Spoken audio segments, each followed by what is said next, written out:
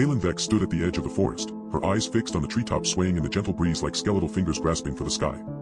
The air was heavy with an unsettling stillness, as if the very trees held their breath, waiting for something to unfold. It had been a year since she'd arrived at the Elyrian Institute, a secluded research facility nestled deep within the heart of these woods. At first, Kaylin had found solace in the tranquil surroundings and the promise of cutting-edge science driving the Institute's mission, to understand the intricacies of human resilience. Now, as she gazed out into the forest, Kaylin felt an increasing sense of disquiet. Something was off. The researchers, once warm and inviting, now moved with a calculated efficiency that bordered on eeriness. Conversations were hushed, often interrupted by the sound of rustling papers or muffled murmurs. It started when Dr. Elwes, the Institute's director, announced the introduction of Protocol 14, an innovative method for optimizing individual coping mechanisms under extreme duress. The initial enthusiasm among researchers had been palpable, but as time passed, Kaylin noticed subtle changes in their behavior. They seemed synchronized.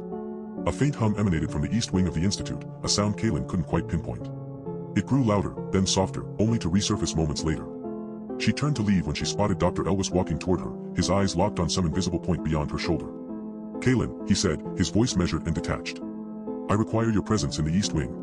Protocol 14 has reached its critical phase." As Kaylin followed him through the winding corridors, she felt a creeping sense of dread. Something was about to unfold, something that would change her, and perhaps the world, forever.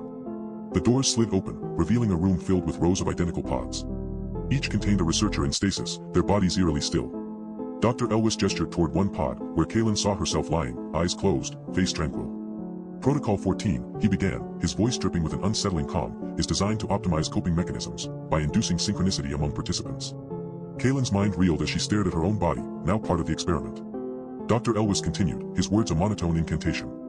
"Synchrony fosters resilience, resilience guarantees success.